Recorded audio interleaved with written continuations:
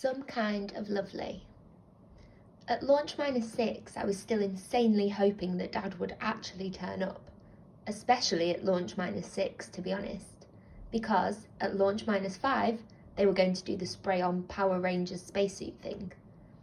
The thing about the spray-on spacesuits is that you have to have a bald chest before they put the stuff on you. So, if you're a dad, you have to have your chest waxed. That means they pour warm wax all over you and then rip it off with strips of cloth. When the wax comes off, it pulls all your hairs out with it. At launch -5, my dad still hadn't come, and I was screaming in pain and looking at a piece of wax covered in hairs that had been pulled out by the root. "There," said Dr. Drax. "The agony of re-entry will be nothing after that." Apparently, women do it to their own legs, and they don't even get to go to space afterwards. After that, they sprayed on my spacesuit. It felt warm and tickly, and I was allowed to go back into the living quarters and wait for it to dry. When I got there, Mr. Bean was waiting for me. He shook my hand and wished me well. "You take care of yourself now," he said. I said, "I thought you were going to be taking care of us. I thought all we had to do was enjoy the view." He laughed.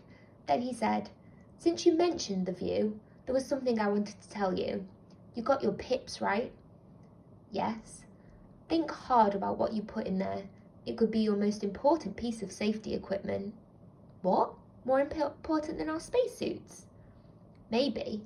You see, the thing about space is," I said, "it's full of dead people. You already told me." "Space is somewhere else. Do you see? It's not just far away. It's a different kind of place. It can get a hold of you." "Are you saying you'll like it when you get there?" He smiled. "My mother used to say that.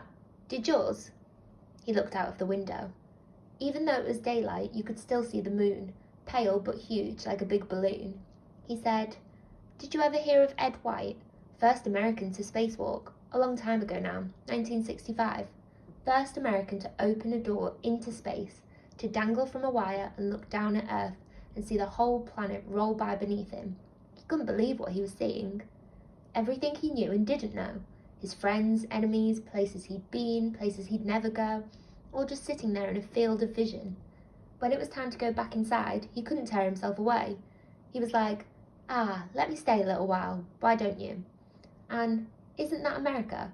Oh no, it's Africa.' And, the command pilot, Jim McDivitt, he had to bawl him out somewhere just to bring him back to his senses. Do you see what I'm saying?" I said, "Not really." Florida had just arrived in her Power Rangers get-up. She said we were supposed to keep moving around to check for fissures and flaws. Mr. Bean went on, "I'm talking about how to stay in one piece. Try to get hold of things that are important, the good and true things about your life. Up there is some kind of lovely. And maybe you need to have something in your heart, something even more lovely, to help you find your way home.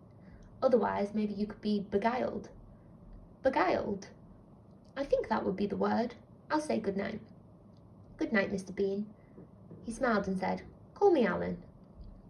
Just as he was about to go out of the door, Florida shouted, "Wait, Alan Bean, Apollo 12, 1969? That is cosmic."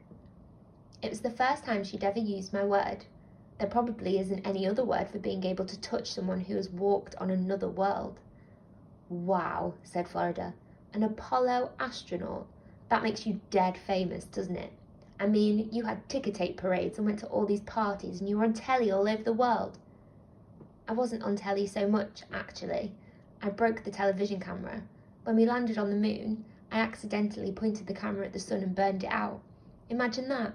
We went all the way to the moon and didn't get any holiday footage. So, not on telly as much as some. What I remember is being on the moon. I remember every second, every stone, every star we saw. Sometimes it feels like I never really came back." He shrugged. "But I did come back," he said, "and you remember that. Where you're going, it seems far away and dangerous, but you will come back." Which is more or less exactly what my dad said to me on my first day at Waterloo High.